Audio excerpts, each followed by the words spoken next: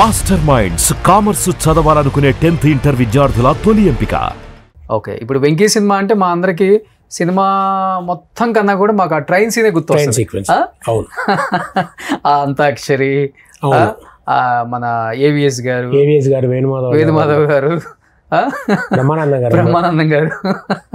So ఏం చెప్తారు ఆ సీక్వెన్స్, ఆ సీన్స్ అదంతా పండించడానికి? అడిగితే పర్సనల్ గా ఆ సీన్ చేస్తున్నప్పుడు డైరెక్టర్ గారికి క్లారిటీ ఉంటుంది 100%, హీరో గారికి ఉంటుంది. సరే మామూలుగా సీనే కదా అని అది ఇన్ని రోజులు ఇన్ని సంవత్సరాలు అయినా సరే జనాలు గుర్తుపెట్టుకుందని ఇంకా చూసేవాళ్ళు ఉన్నారట. నాకు ఇద్దరు ముగ్గురు అంటారు ఇంకా చూసేవాళ్ళు ఉన్నారు. అది ఎంజాయ్ పెట్టుకుని ఆ ఒక్క సీన్ చూసి ఎంజాయ్ చేసేవాళ్ళు, యూట్యూబ్ లో ఓపెన్ చేసుకుని ఇప్పుడు చూస్తాను చూసేవాళ్ళు ఉన్నారు. అండ్ నాకు ఇంకోటి సర్ప్రైజింగ్ ఫ్యాక్టర్ ఏంటంటే, long time back 4-5 years back Chennai నుంచి హైదరాబాద్ వస్తుంటే నాకు అక్కడ ఎయిర్పోర్ట్లో ఒక ఆయన కలిసాడు. Is from Kadapa. ఆయన నా దగ్గరకు వచ్చి షేక్ హ్యాండ్ ఇచ్చి ఇలా వెంకీ సినిమా చూశానండి అన్నాడు. అయ్యో thank you very much sir, చాలా రోజులైంది వచ్చేదని. ఆయన మాట అన్నాడు, అన్నప్రాసన రోజు నేను అంత తిన్నాను, డైలాగ్ నాకు చాలా ఇష్టం అండి అన్నాడు. అది నేను చెప్పాననే విషయం నాకు గుర్తు రాలేదండి. చాలాసేపు నాకు గుర్తు రాకుండా ఇది ఏ సినిమా డైలాగ్ అండి అని అడిగాను. నేను అడగగానే అదేంటి సార్ అలా అంటారు అన్నాడు. సారీ అంటే నాకు గుర్తు రాలేదు, ఎవరు చెప్పారు ఇది అన్న. మీదే కదండి వెంకీలో చెప్తారు మీరు అన్నాడు. అంటే నేను అంత మైన్యూట్ డైలాగ్ కదా, అది మైన్యూట్ డైలాగే, అంత కూడా గుర్తుందండి, అంత ఎక్కేసింది జనాల్లోకి. ఐ వాజ్ సర్ప్రైజ్ అనమాట. ఓ ఇంత ఎక్కేసిందా అని గుర్తుపెట్టుకుని అతను చెప్తున్నాడు. ఇప్పుడు హీరో చెప్పిన డైలాగులు చెప్పడం, బ్రహ్మానందం గారు చేసిన కామెడీ, అది అంటే అందరికీ నోటెడ్. నేను ఏదో సీన్లో ఒక చిన్న డైలాగ్ చెప్పింది వాడు గుర్తుపెట్టుకుని నన్ను కలిసినప్పుడు అతను అడిగాడంటే నేను సర్ప్రైజ్ అయిపోయానండి నేను. ఓకే, ఎలా టకటక అయిపోయినాయి సీన్స్, లేకపోతే టైం పట్టిందా ఎక్కువ టేక్స్? ఎందుకంటే అంత కాంబినేషన్ కదా. ఆ ట్రైన్ సీక్వెన్స్ సపరేట్గా ఫిల్మ్ సిటీలో సెట్లో చేశారు, ప్లాన్ చేసుకున్నది. అది వన్ డే మార్నింగ్ నుంచి మొదలు పెడితే నైట్కి అయిపోయింది. ఓకే, గుర్తున్నాయా మీ డైలాగ్లు ఏమన్నా? డైలాగ్ మంచి కామెడీ ఒకటే, అంటే నాకు అక్కడ ఒకటే ఉంటుందండి. అంటే ఆ సీన్ స్టార్ట్ అయ్యే ముందు రవితేజ గారు ఆ అమ్మాయి వదిలేసి వెళ్ళిపోతే, ఏరా నాలో ఏం తక్కువ మీకన్నా బాగానే ఉన్నానుగా అంటారు. అనగానే నేను చిత్తం చింతలు తిరిగి ఫ్రస్ట్రేషన్లో ఉన్నాడు వదిలేసే అంటాను. అది నాకు అంటే సడన్గా అంటే ఆయన అంటారు, నా క్లోజ్ తీసినప్పుడు నేను ఆ డైలాగ్ అంట, ఏదో ఫ్రస్ట్రేషన్లో ఉన్నాడు వదిలే అంటే మీకన్నా అందంగానే ఉంటానుగా అంటారు ఆయన. అంటే నేను చిత్తం చింది అంటాను, ఏదో ఫ్రస్ట్రేషన్లో ఉన్నాడు అంటున్నాడు ఆయన. ఫ్రస్ట్రేషన్లో మాకన్నా అందంగా ఉంటున్నాడు అంటాడు, కంగారు పడగా అంటాను నేను. ఓకే, అదొకటి. మిగతా అంతా పాటలే కదండి, పాటలు అవి.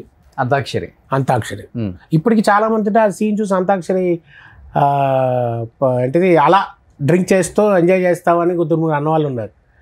ఓకే పోన్లే అంటే పోన్లే అన్నవాళ్ళు, అది అంత ఎక్కేసింది బాగా. ఓకే, ఇంకో రీరిలీజ్కి చూశారు కదా లాస్ట్ ఇయర్. అవును, రీరిలీజ్ నాడు ఆ మీమ్స్ చూసాను నేను.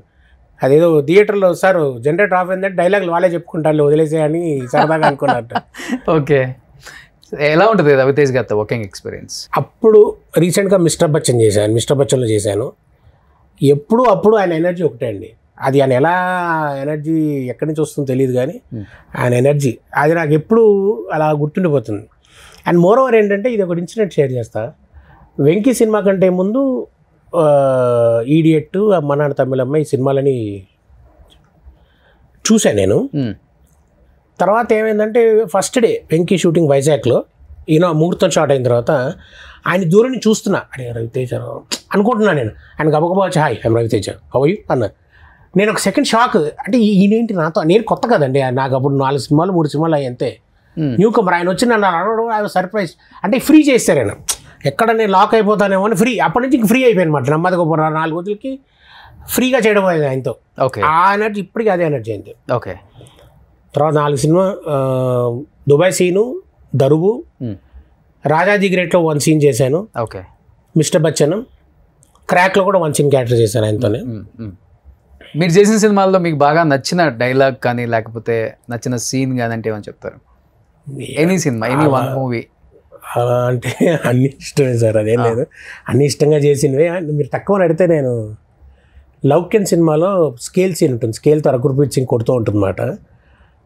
అది ఒకటి అంటే చెప్పలేం, కానీ అది ఒకటి ఉంది. అది నాకు అర్థం కాదు ఏంటంటే, లాస్ట్లో ఫినిషింగ్ డైలాగు ఎరా పందిలో ఉన్నా అంత ఏడుస్తాను అంటుంది. ఏమంటే పందికి హోమ్ సిక్ ఉండదండి అంటే, అనేది క్యాషువల్గా అనేసాను. అది ఇప్పుడు చూసిన నవ్వొస్తుందండి. శ్రీవాస్ గారు అదే అన్నారు, నువ్వు క్యాషువల్గా అనేసావు, అది షార్ట్లో క్యాషువల్గా అనేసాను, పందులకు హోమ్ సిక్ ఉంటుందా అండి అంటాను. అది విపరీత హిలేరియస్గా అనిపించింది అన్నారు. ఓకే, అలాంటి కొన్ని ఉన్నాయంటే తక్కువ స్ట్రైక్ కావట్లేదు కానీ. ఓకే, సో నిన్ను చూడాలని ఫస్ట్ మూవీ ఎన్టీఆర్ గారికి ఫస్ట్ మూవీ. అవునండి. సో ఈరోజు మీ first movie hero pan India star RRR. So నాకు తెలిసి ఎన్టీఆర్కి ఉన్న ఫ్యాన్ ఫాలోయింగ్ మేబీ బహుశా ఏ హీరోకి కూడా ఉండదు ఇప్పుడున్న పరిస్థితులలో. ఎందుకంటే సౌత్ కానీ నార్త్ కానీ who is your favourite hero అని అడగగానే ఫస్ట్ చెప్పే పేరే జూనియర్ ఎన్టీఆర్. ఎలా అనిపిస్తుంది ఎన్టీఆర్ గారి గ్రోత్? అంటే ఫస్ట్లో ఎలా ఉండేవాళ్ళు అసలు ఫస్ట్ సినిమా అప్పుడు? ఆయన ఫస్ట్లో ఆయన కాన్ఫిడెన్స్ నచ్చేది సార్. ఇప్పుడు ఫస్ట్ సినిమా అప్పుడు నాకు అది ఫస్ట్ సినిమా, నాకు అసలు రూల్స్ రెగ్యులేషన్స్ ప్రోటోకాల్స్ అనేవి ఏవి తెలీదు. సో ఆయన కాన్ఫిడెన్స్ అప్పుడు confident and he was very confident I will make it some one day అని. సరదా గారు షూట్ అప్పుడు కూడా అనేవారు I will make it one day, చూస్తుంటారే ఏ రోజు కొడతాను నేను.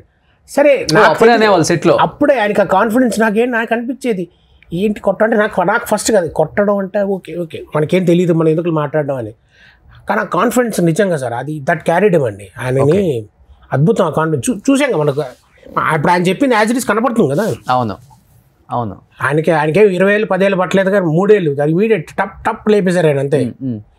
దట్ కాన్ఫిడెన్స్ సార్ అంది. బాగా ఫన్నీగా ఉంటారు సెట్లో అప్పుడు సీరియస్. తర్వాత మళ్ళీ చేయలేదు అప్పుడైతే ఫన్నీగా ఉన్నారు. అప్పుడు ఫన్నీ ఇప్పుడు కూడా అంతే అయినా. ఇప్పుడు నేను చేయలేదు మళ్ళీ అంతే. ఒక రామాయ వస్తాయో చేశాను అప్పుడు ఫన్నీగానే ఉన్నారు. ఓకే చేసుకున్నారా నిన్ను చూడాలలో మేక్ ఇట్ వన్ డే అని చెప్పారు. చిత్రం ఏంటంటే నేను గుర్తు చేయడం కంటే నేను లొకేషన్లోకి వెళ్ళి సార్ గుడ్ మార్నింగ్ సార్ అన్న తర్వాత ఆయన అక్కడ ఉన్న వాళ్ళకి చెప్తున్నారు వీడిది నాది ఫస్ట్ సినిమా ఒకటే అని.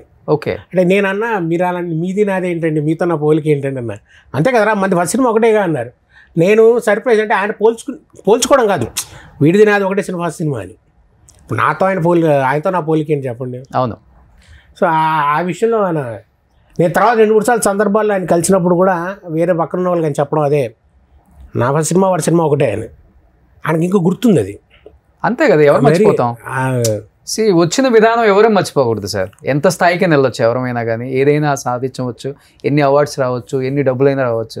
కానీ వచ్చిన విధానం మర్చిపోతే నువ్వు వెళ్ళిన ఆ ప్లేస్కి వాల్యూవే ఉండదు. అవును అది మనం డబ్బా కొట్టుకోవటమే. ఇంకా ఎన్టీఆర్ గారి గురించి అందరు చెప్పేది కూడా ఇదే. తను వచ్చిన విధానం, తను కష్టపడ్డ విధానం, తను అందరితో కలిసి ఉన్న విధానం ఎప్పటికీ మర్చిపోలేదు ఆయన. ఎప్పుడైనా కలిసినా కానీ పాత జ్ఞాపకాలు ఆయనే మనకి షేర్ చేసుకుంటారు. అలా చేసాం ఇలా చేసాం, అది గ్రేట్ కదా. నేను తర్వాత మళ్ళీ వర్క్ చేసే అవకాశం నాకు కలగలేదండి. అంటే కలగలేదు. తర్వాత రామాయ వస్తాయి తర్వాత నేను ట్రై చేస్తూ ఉంటాను కానీ ఇది అదే ఉండదండి. ప్రతి సినిమా ట్రై చేస్తాను నేను, అదేం లేదు. ఈ హీరో ఆ హీరో అని కాదు, మనం వెళ్ళామా డైరెక్టర్ని కలిసామా వచ్చామా మన ఒపీనియన్ మన అభిప్రాయం చెప్పామా సార్ మనం రెడీ, మీరు అవకాశం ఇవ్వాలి కానీ నేను చేస్తాను, మీకు నమ్మకం ఉంటే ప్లీజ్ ఒక క్యారెక్టర్ మా మాట వేయలేదు అడగడంలో నాకు. ఓకే అందులో జంకు బొంగు అనేది ఏమి ఉండదు, నాకు వెళ్ళిపోతే అడిగేస్తాను డైరెక్ట్గా. ఓకే నాకు ఒక 1 మినిట్ అవకాశం ఇస్తే చాలు వెళ్ళి నా ఒపీనియన్ సార్ ప్లీజ్ మీ ప్రాజెక్ట్లో నాకు సూట్ అయిన క్యారెక్టర్ మీకు అనిపిస్తే ఐఎమ్ రెడీ. ఓకే అన్ని పాయింట్ ఆఫ్ వ్యూ నుంచి అని. సో అల్లు అర్జున్ గారితో వర్కింగ్ ఎక్స్పీరియన్స్ అంటే ఏం చెప్తారు? అంటే డీజే ఒక సినిమా సార్ ఆయనతో చేసింది. డీజేలో ఆయనతో పాటు వెనక ఫ్యామిలీ చేశాను, మొత్తం ఫ్యామిలీలో బ్రాహ్మణ్ సెటప్లో. ఓకే అంటే ఆయనతో ఇంటరాక్షన్ తక్కువ అయింది సార్ అప్పుడు. అంటే అదే టైంకి నా కాలు కూడా బాగా ఇబ్బంది పెట్టింది. సో మధ్యలోంచి నేను సినిమా ఒక 10 days చేసిన తర్వాత మానేయాల్సి వచ్చింది. అంటే ఇంకా అప్పుడు నేను కదలలేకపోతున్నా. ఒక ప్యాడ్ వేసుకుని కాలుకి మెడికల్ ప్యాడ్ ఒకటి వేసుకుని షూటింగ్కి వెళ్దామండి, అది ఇంకా ముదిరిపోయింది లోపల లిగ్మెంట్. దాంతో ఇంకా హాఫ్ వే త్రూ నుంచి I had to leave that film DJ.